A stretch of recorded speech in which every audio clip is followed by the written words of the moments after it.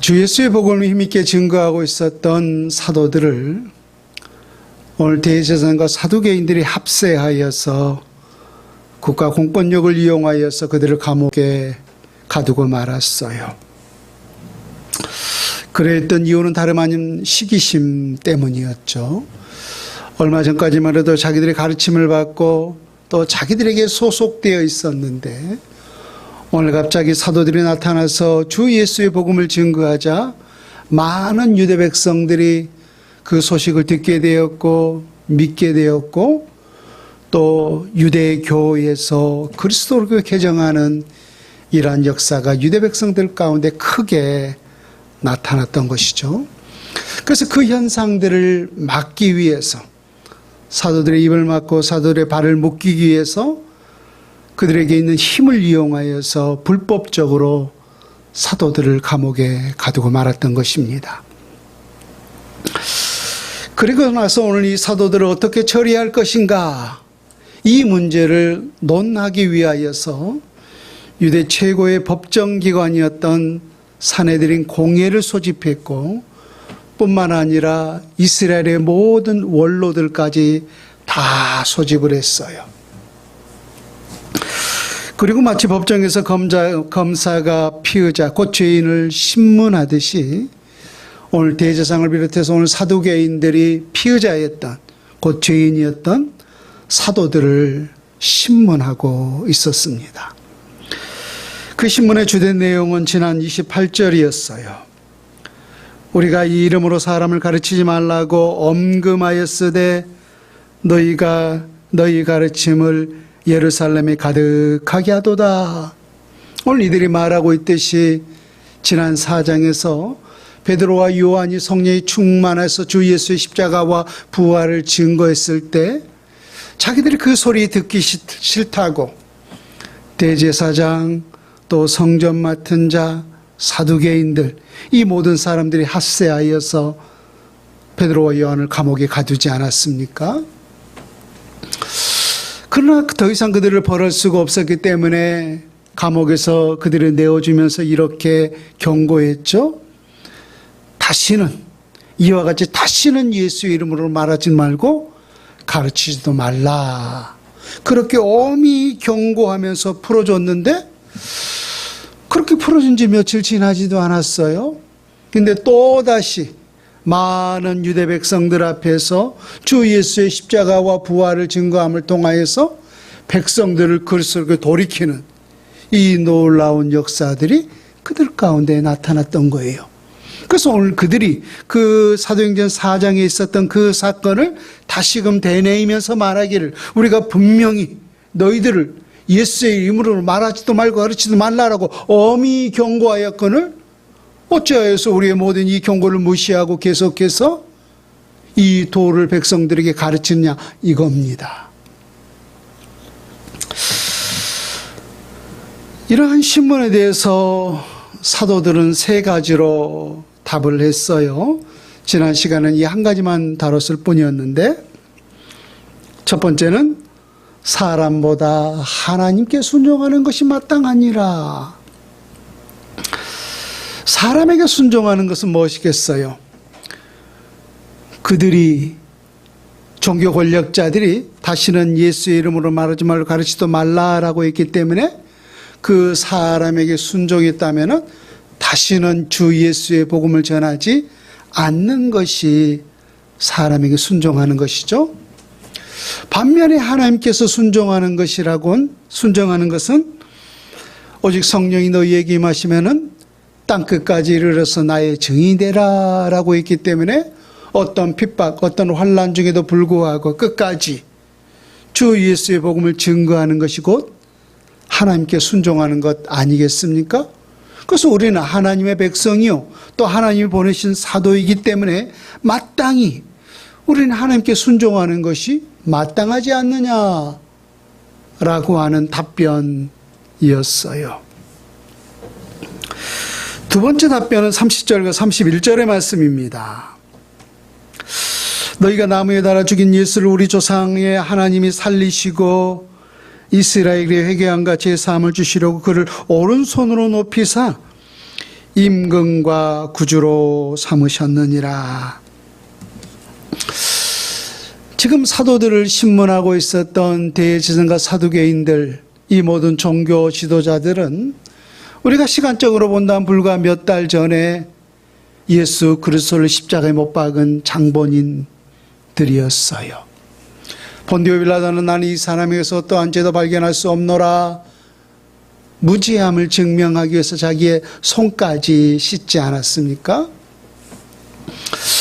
그러나 오늘 대제사장을 비롯해 많은 유대 종교 지도자들이 당신이 예수를 죽이지 않는다면 가이사의 진정한 충신이 아닙니다 라고 하면서 소위 협박까지 하면서 본디오 빌라도로부터 예수 그리스도를 사형 온도에 이르기까지 이끌어내었어요. 그래서 실제적으로 예수 그리스도를 십자가에 못 박은 장본인들은 대제사장을 비롯한 종교 지도자들이었던 거죠. 그래서 오늘 사도들이 그들을 신문하고 있었던 그 당사자들을 향해서 무죄하신 예수 그리스도를 너희가 십자가에 못 박아 죽였도다. 그들의 죄악상을 소위 까발리고 있었던 거예요. 그래서 그 너희들이 십자가에 못 박아 죽인 그분이 누군가? 그들은 또 다른 메시아를 기다리고 있었지만은 너희가 십자가에 못 박인 그 예수가 바로 하나님이 오른손으로 높이사 임금과 구주로 삼으셨느니라. 이 많은 그가, 너희들이 죽인 그 예수가 우리가 기다리던 메시아였다라고 하는 거예요. 어찌하여 너희들은 우리 가운데 오시는 그 예수 그리스도를, 메시아를 십자가에 못 박아 죽였느냐라고 그들의 죄악상을 오히려 신문을 받으면서 드러내고 있었던 거예요. 마지막 세 번째 답변은 32절입니다. 우리는 이 일의 증인이요 하나님이 자기에게 순종하는 사람들에게 주신 성령도 그러하니라. 어찌 보면 이것은 최후의 변론이라고도 볼 수가 있어요. 마치 재판장에서 죄인에게 마지막 최후 변론을 말하시오라고 하지 않습니까? 그러했듯이 오늘 사도들이 세 번째 최후의 변론으로 말하기를 우리는 이 일의 증인이다라고 하는 거예요. 예수 그리스도께서 이 일을 증언하도록 하기 위해서 우리를 불렀기 때문에 우리는 너희들이 아무리 우리에게 겁박한다 할지라도 우리는 이 일에 부르심을 받은 증인이기 때문에 말하지 아니할 수가 없다라고 하는 거예요. 그러면서 덧붙여서 말하기를 하나님이 자기 사람들에게 주신 성령도 그러하니라라고 했어요. 이 말이 무엇일까요? 우리 가운데 임하신 그 성령도 누구를 증언하고 있었다는 거예요? 예수 그리스도를 증언하고 있었다는 거예요. 그래서 성령은 증언의 영이었던 것입니다. 우리가 지난 요한복음을 생각해 보았을 때 우리 예수님께서 주님의 거룩한 복음을 위해서 달려가고자 했던 그 사도들의 발을 잠시 멈추라라고 했잖아요. 너희들이 예루살렘을 떠나지 말고 내 아버지께서 약속하신 것을 기다리라. 너희들은 기다리라 라고 했어요. 그래서 그들이 마가의 다락방에 모여서 내 아버지께서 약속하신 것을 받기까지 전혀 기도에 힘쓰고 있었을 때 그들 각 사람에게 불의 같이 갈라지는 성령이 충만한 역사가 덮지 않았습니까? 그래서 그 성령에 힘입어서 오직 성령이 너희에게 임하시면 그 성령이 너희에게 임하시면 너희가 예루살렘과 온 유대와 사마리아 땅 끝까지 이르러서 예수 그리스도의 증언자가 되라라고 했어요. 그래서 우리가 예수 그리스도의 증언자가 되기 위해서 우리에게 필요한 게 뭐예요? 성령의 충만함이었던 거죠.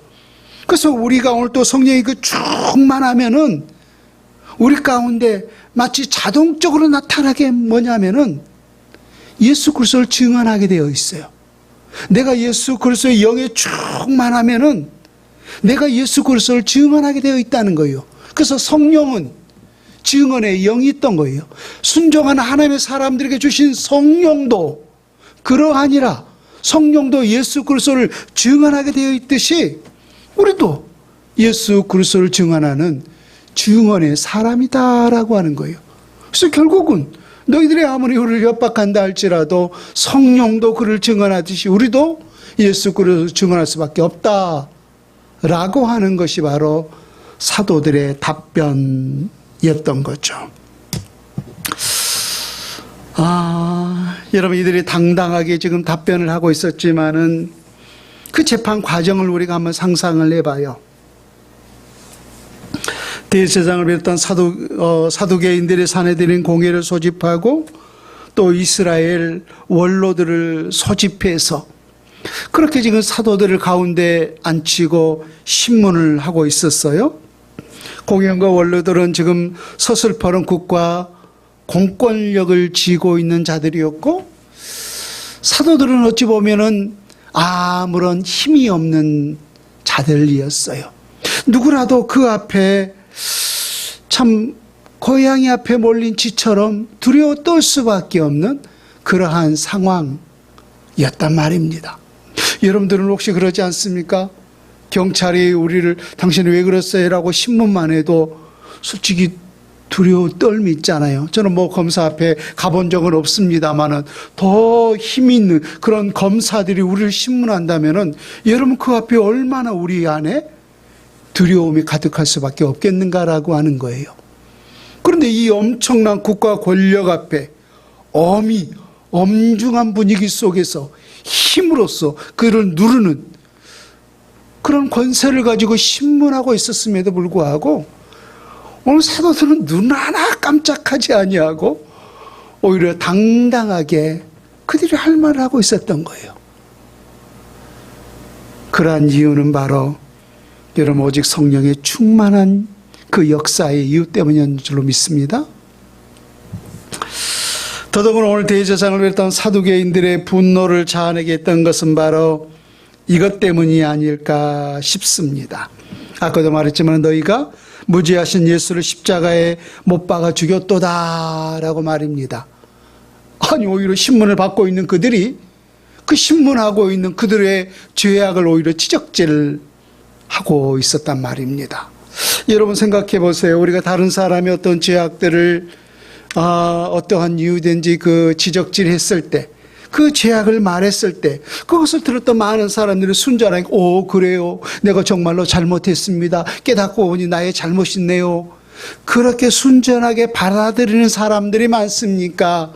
아니 오히려 그 죄악을 나타내고 드러내는 그 사람을 향해서 돌을 던지고 막 잡아먹을 듯이 달려드는 사람이 더 많습니까? 순전하게 잘 받아들였다면은 오히려 그 사람에게도 위기고, 그렇게 말해준 사람에 대해서 정말로 나를 변화시키는 말이었기 때문에 감사함으로 받아들일 터인데, 이 죄악된 속성을 가지고 있는 사람이 결코 그러지를 못해요. 너희가 어찌하여 우리 가운데 이 성령을 거역하느냐 라고 그렇게 말했을 때 스데반 지사를 돌로 쳐 죽여버리지 않았습니까?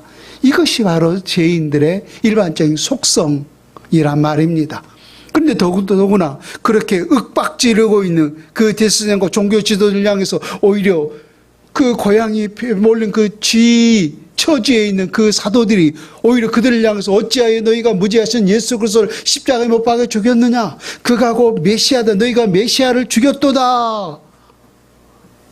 그들의 그 숨은 죄악들을 까발렸을 때 그들 안에 얼마나 막 분노가 이글이글 타 올랐겠는가라고 하는 거예요. 그래서 그들이 내린 결론이 있어요. 33절을 보세요. 그들이 듣고 크게 노하여 사도들을 없이 하고자 할세라고 했어요. 아니 생각해 보세요. 사도들은 방금 말했듯이 고양이 앞에 모인 쥐꼴 아니었습니까? 그렇다면 그들이 엄한 자세로 그렇게 신문했다면은 그들은 아마 이러한 자세를 기대했을지 몰라요.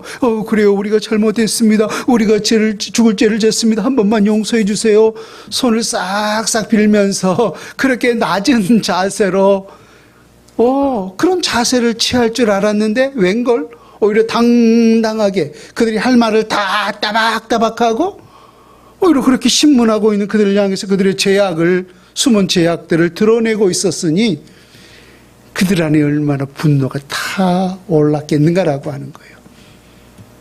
그래서 그들이 나름대로 이러한 결정을 내렸어요. 크게 노하여 사도들을 없이 하고자 할세. 이것은 어떠한 재판의 과정도 거치지 않고 지도세도 없이 그냥 사도들을 다 죽여버리려고 하는 그런 계획들이 그들 가운데 있었다라고 하는 것입니다. 이 험악한 분위기 속에서 한마디로 마녀 사냥이 이루어지고 있었던 것이죠. 그런데 이 험악한 분위기, 이 들끓는 분위기를 잠잠하게 정돈하는 한 사람이 그들 가운데 나타났어요. 오늘 그 사람이 누구인지, 또 그가 이 험악한 분위기를 무슨 말을 전함을 통하여서 잠잠하게 이끌어내었는지, 우리 본문 34절부터 39절까지 제가 소리내어서 읽고 여러분들은 눈으로 같이 따라오시기 바랍니다. 34절부터 읽습니다. 바리새인 가말리엘은 율법 교사로 모든 백성에게 존경을 받는 자라. 공회 중에 일어나 명하여 사도들을 잠깐 밖에 나가게 하고 말하되, 이스라엘 사람들아, 너희가 이 사람들에게 대하여 어떻게 하려는지 조심하라. 이전에 드다가 일어나 스스로 선전하며 사람이 약 400명이나 따르더니 그가 죽임을 당함에 따르던 모든 사람들이 흩어져 없어졌고, 그 호적할 때 갈릴리 유다가 일어나 백성을 꾀어 따르다가 그도 망한즉 따르던 모든 사람들이 흩어졌느니라. 38절, 이제 내가 너희에게 말하노니 이 사람들을 상관하지 말고 버려두라. 이 사상과 이 소행이 사람으로부터 났으면 무너질 것이요, 만일 하나님께로부터 났으면 너희가 그들을 무너뜨릴 수 없겠고 도리어 하나님을 대적하는 자가 될까 하노라 하니. 그렇죠? 사도들을 없이 하고자 할세 크게 분노를 일으키면서 이 자식들 다 싸그리 그냥 죽여버려야 돼. 그런 들끓는 분위기 속에서 한 사람이 나타났어요. 그 분위기를 잠잠케 하는 한 사람이 나타났는데, 오늘 34절에 바리새인 가말리엘은이라고 있어요. 바로 가말리엘이라고 하는 사람이었어요. 여러분 혹시 가말리엘 들어보셨습니까? 누구를 통하여서 들어봤죠? 사도 바울을 통하여서 나는 가말리엘 문화에서 율법의 교훈을 받은 사람이다. 그 천부장들이 예수를 심판도 하지 않고 그렇게 막 재판에서 죽여버리려고 하지 않았습니까? 그래서 나는 가말리엘 문화에서 율법의 엄한 교훈을 받은 사람이다 라고 자신의 신분을 그렇게 나타내지 않았습니까? 그래서 우리가 가말리엘이라고 하는 이 사람을 들은 기억은 실상은 바울 때문에 우리가 몇 번은 들어보셨을 것입니다. 근데 이 가말리엘이 어떤 사람인가? 오늘 본문의 34절에 이렇게 기록하고 있습니다. 바리새인 가말리엘은 율법 교사로 모든 백성에게 존경을 받는 자라라고 했어요. 가말리엘은 율법 교사였어요. 지난번에 그 바리새인을 비롯한 이 종교 지도자들이 사도들을 보면서 뭐라고 했나요? 저 갈릴리 사람들이라고 있잖아요. 저 갈릴리 촌놈들. 그 말은 바꿔 말하면은 유대 율법의 그 정규 학교를 나오지 못한 무식한 촌놈들이라고 표현이 바로 저들은 갈릴리 사람들이 아니냐라고 하는 표현이었다라고 했어요. 그에 비하면은 자신들은 어떤 사람들이었어요? 정규 율법 학교를 나온 사람들이었어요. 그러니까 유대 사회는 종교 사회잖아요. 그래서 그들에게 최고의 학문이 바로 율법이었던 거죠. 근데 그 종교 율법 학교를 나와야만이 유대 사회에서 선생 노릇을 할 수 있게 되었던 거예요. 근데 사도들은 그 종교 율법 학교를 나오지 못했으니까 선생된 자격이 없는 거잖아요. 그에 비해서 자기들은 율법 학교를 나왔기 때문에 선생된 자격이 있고 말입니다. 그렇다면은 오늘 대제사장을 올렸던 바리새인 서기관 이 모든 사내들인 공회원들은 다 어디를 나온 거예요? 정규 율법 학교를 나왔던 거예요. 근데 그 정규 율법 학교의 교장이라 그럴까요? 수장이 누구였는가 하면 바로 오늘 본문에 가말리엘 있어요. 그러니까 그 정규 율법 학교에서 많은 학생들을 가르치는 교수였고 진짜 선생들 중에 선생이 바로 가말리엘이었어요. 그러니까 유대교에 보면 원로 중에 원로였고 또 많은 사람들이 존경해야 하는 어른이었던 거죠. 그런데 더더구나 그렇게 큰 율법 교사로서 또 율법학교의 수장이었을 뿐만 아니라 오늘 본문에 보면은 율법 교사로 모든 백성에게 존경을 받는 자라라고 했어요. 아까 말했듯이 그 최고의 율법학교의 수장이면은 엄청난 권력도 있지 않겠습니까? 그런데 그것보다 더 아름다운 것은 모든 백성들로부터 정말로 존경을 받는 사람이었다라고 하는 거예요. 여러분, 권력과 존경은 비례합니까? 때로는 비례하지 않습니까? 우리나라의 최고의 권력은 대통령이죠? 최고의 권력은 대통령이에요? 그러면 그 대통령이기 때문에 우리는 그 사람을 존경합니까? 그럴 수도 있지만 그러지 않을 수도 있어요. 그래서 그러한 권력을 가지고 있다라고 해서 막강한 명예가 주어졌다라고 해서 꼭 그 사람을 존경하지는 않는다라고 하는 거예요. 그래서 권력과 명예와 존경함을 받는 것은 결단코 비례하지 않아요. 제가 여러분 목사라고 해서 목사 때문에 저를 존경합니까? 아니 목사가 목사답지 못하면은 오히려 멸시 받을 수밖에 없는 것 아니겠습니까? 그래서 그러한 권력을 가지고 있다라고 해서 결단코 존경하지는 않아요. 그러한 권력이 주어진 만큼 오히려 낮아지고 겸손해서 많은 사람들을 그렇게 사랑으로 섬기는가에 따라서 우리에게 그 권력을 가지고 어떻게 대해야 하느냐에 따라서 우리는 그 사람을 존경할 수도 있는 거고 때로는 경멸할 수도 있는 거예요. 그렇잖아요. 그런데 오늘 이 가말리엘은 율법 교사로서 율법의 수장으로서 막강한 권력을 가지고 있었지만은 모든 백성들이 인정하는 존경을 받은 사람이었다는 거예요. 그러니까 학문으로서 뛰어난 학자로서 많은 그 율법을 올바르게 가르치는 것도 있었지만 그거에 못지않게 삶 속에서 그 율법을 성취하고 또 실천하는 사랑으로 희생하는 그런 삶이 뒤따랐던 진짜 어른 중에 어른이 바로 오늘 이 가말리엘이었다라고 하는 사실을 알 수가 있어요.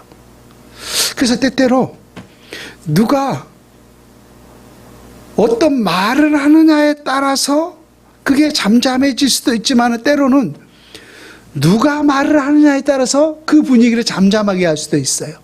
그렇잖아요. 막 떠드는데 그냥 잘 모르는 사람이 조용히 하세요 라고 하면 안 먹혀요. 근데 정말로 모든 사람들이 인정하고 존경하는 사람이 자 조용 잠잠하세요 그러면은 우리는 그 말에 따라서 듣지 않습니까? 그래서 누가 어떤 말을 하느냐에 따라서 조용해질 수도 있지만은 어떤 사람이 말을 하느냐에 따라서 달라질 수도 있는 거예요.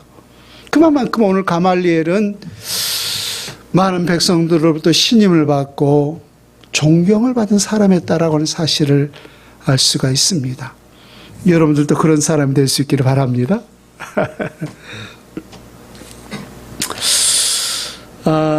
그럼 두 번째,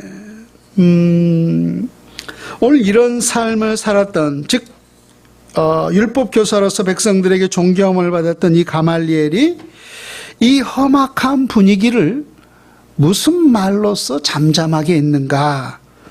38절과 39절의 말씀을 봅니다. 이제 내가 너희에게 말하노니 이 사람들을 상관하지 말고 버려두라. 이 사상과 이 소행이 사람으로부터 났으면 무너질 것이요 만일 하나님께로부터 났으면 너희가 그들을 무너뜨릴 수 없겠고 도리어 하나님을 대적하는 자가 될까 하노라. 지금 사도들을 죽이려 하고 하는 그 험악한 분위기 속에서 가말리엘 이 어른이 나타나셔서 지금 그 공회원들에게, 그 원로들에게 나타나서 했던 말이 뭐냐면은 지금 사도들이 전하고 있는 이 사상과 이 소행이, 지금 이들이 행하고 있는 이 지시, 주의 복음이 우리 입장에서 보면은 이것이 사람에게서 났는지 이것이 하나님에게서 났는지 우리가 조용히 판결해 볼 필요가 있다라고 하는 거예요. 무작정 너희들이 막 분노를 일으켜서 이 사람들을 죽여 없애버리자, 그렇게 우리가 감정적으로 이 일을 처리할 것이 아니라 정말로 이 사람들이 전하고 있는 이 복음, 이 사상과 소행이 이것이 사람에게서 발현이 되었는지 하나님에게서 이게 출발이 되었는지 우리가 한번 조용히 판결해 볼 필요가 있다라고 하는 거예요. 그러면서 말하기를, 만약 이것이 사람에게서 나왔다면, 이들이 전한 이 사상과 소행이 이것이 사람에게서 나왔다면 이것은 스스로 무너져 없어질 거라는 거예요.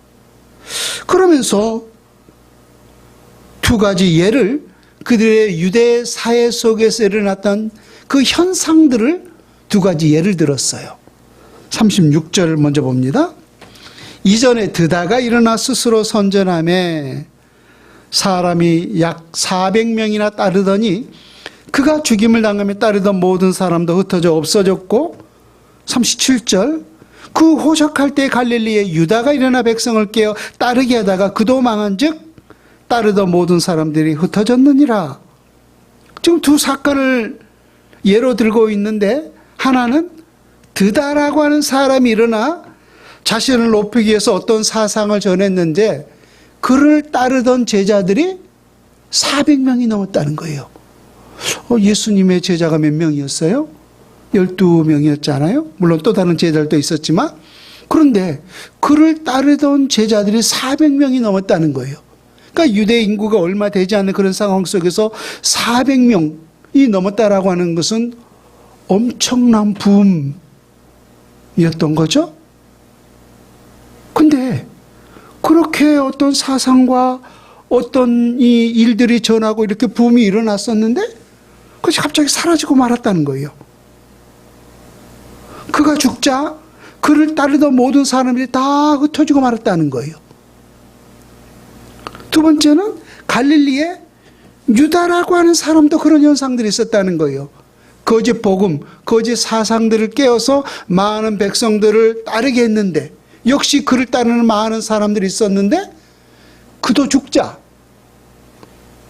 그의 가르침도 그를 따르던 모든 사람들도 서로 소문 없이 다 없어지고 말았다는 거예요. 그러면은 드다의 가르침도, 그가 죽자 그를 따르는 사람도, 또 그 모든 사상도, 또 유다가 가르쳤던 그 사상도, 또 그를 따르던 모든 사람들도 그냥 어느 날 붐 일어났다가 소리 소문 없이 다 사라지고 말았다라는 거예요. 왜 사라지고 말았어요? 그것이 하나님에게서 나왔기 때문이에요? 아니면 그 모든 사상이 사람에게서 나왔기 때문이에요? 사람에게서 나왔기 때문에 이 모든 것들이 그가 죽자 다 없어지고 말았다라고 하는 거예요. 그러면은 지금 가말리엘이 하고 싶은 말이 뭐예요? 만약에 지금 사도들이 전하고 있는 그 주 예수의 복음의 사상과 소행이 이것이 사람에게서 나왔다면은 우리가 우리의 손에 피를 안 묻혀도 그냥 가만히 없어질 거라는 거예요.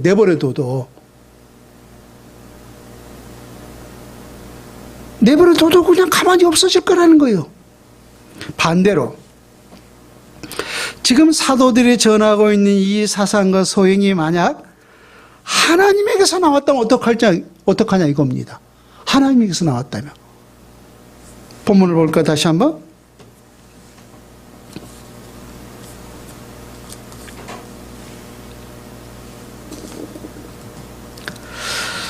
39절에 보세요. 만일 하나님께로부터 났으면 너희가 그들을 무너뜨릴 수 없겠고 도리어 하나님을 대적하는 자가 될까 하노라 하니, 만약에 지금 사도들이 전하고 있는 그 사상과 소행이 이것이 만약에 하나님에게서 나왔으면 너희들 어떡할래?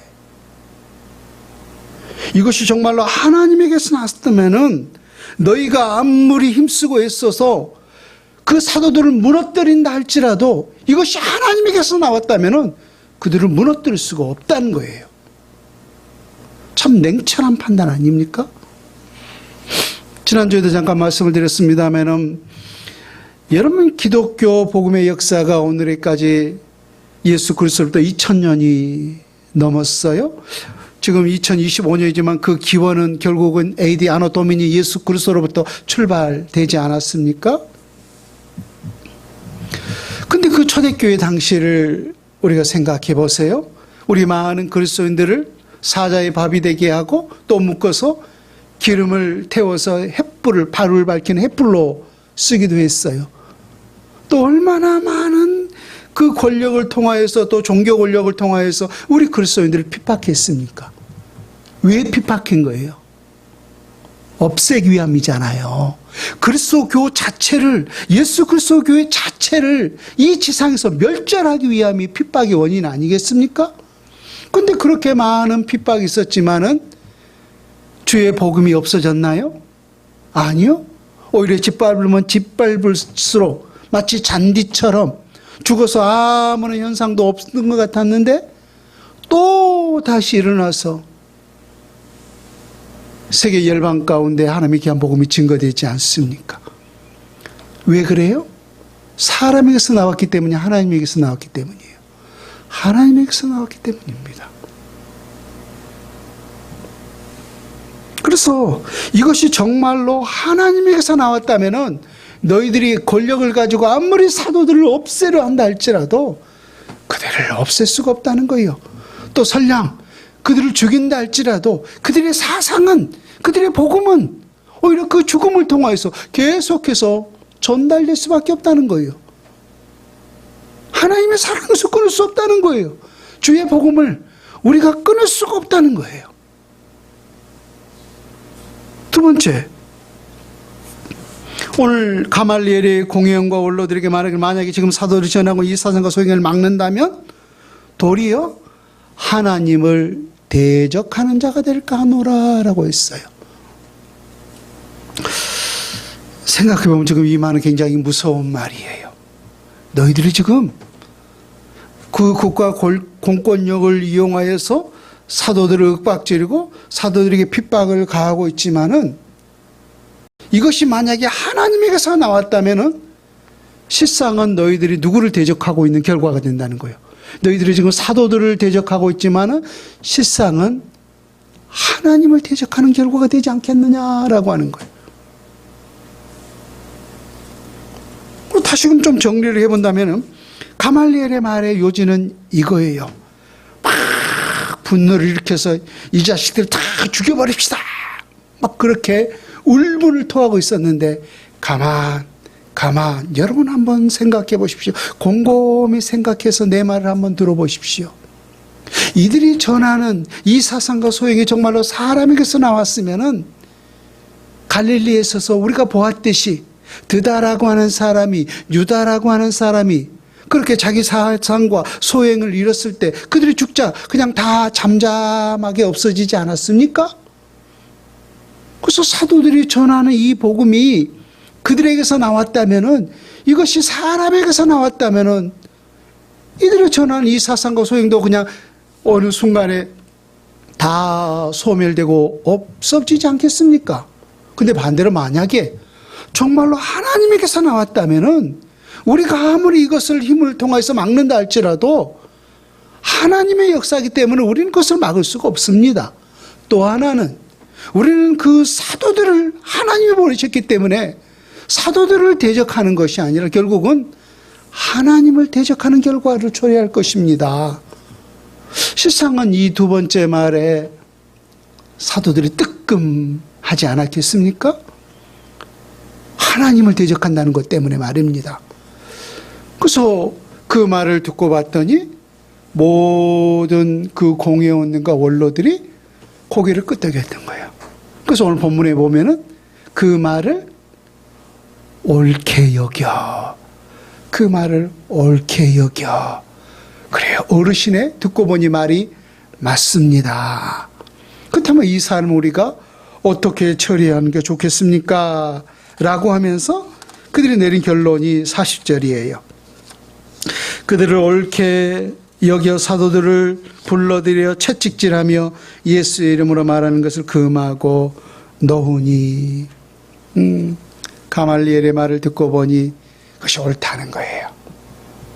그 옳으면은 자기들의 잘못을 시인하고 그냥 풀어주면 될 것을 또 오늘 사도들에게 해를 가했어요.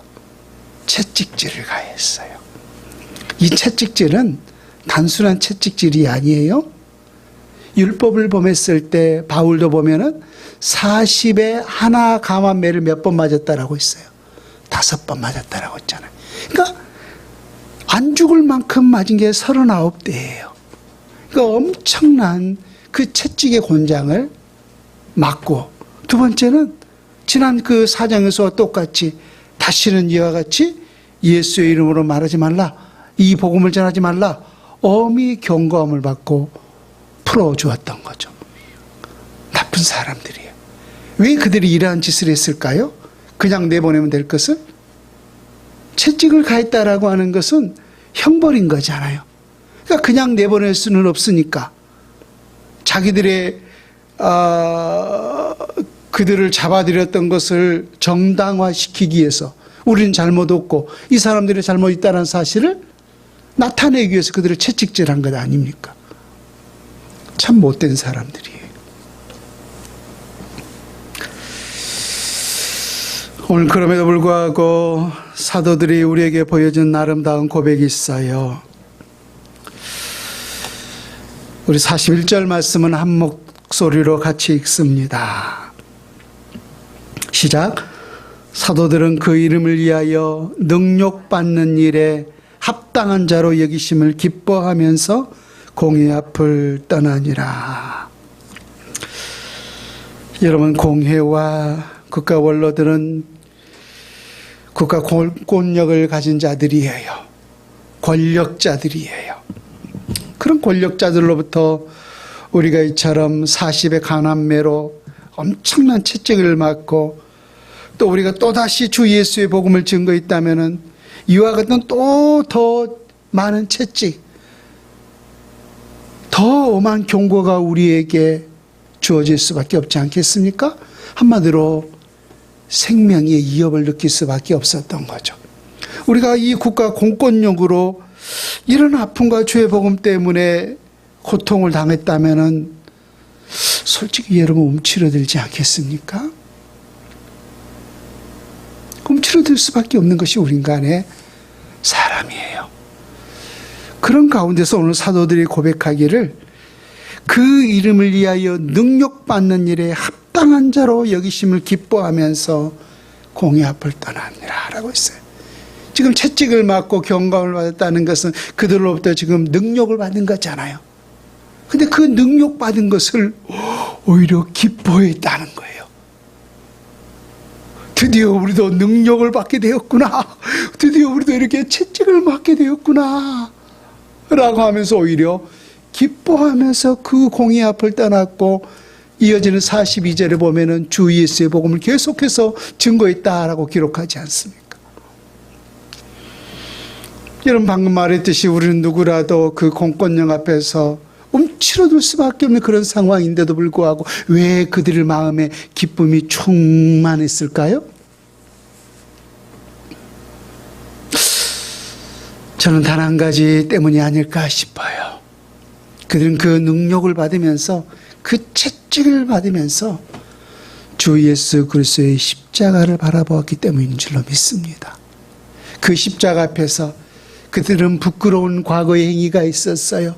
주님이 죽는 데 갔는다면 우리는 그 죽는 곳까지라도 함께 가겠습니다.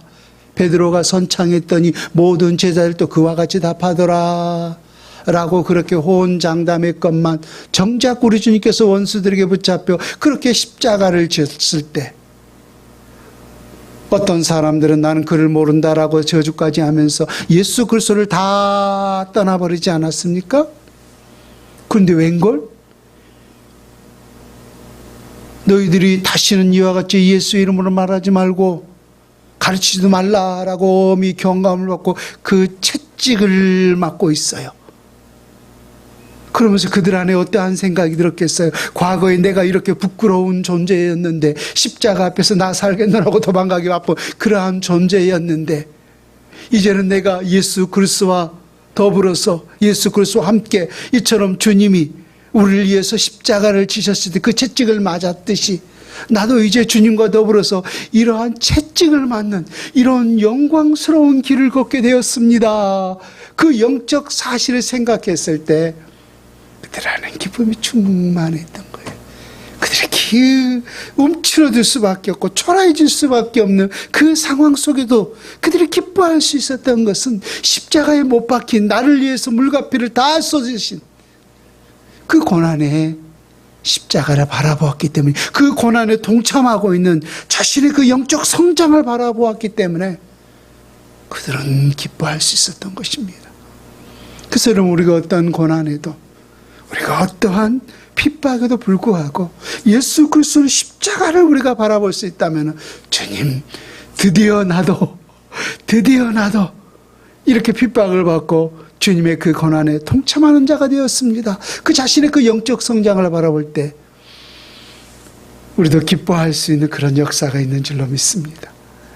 그런 은혜가 우리 모두에게 충만할 수 있기를 주 예수님의 이름으로 축원을 드립니다. 아멘.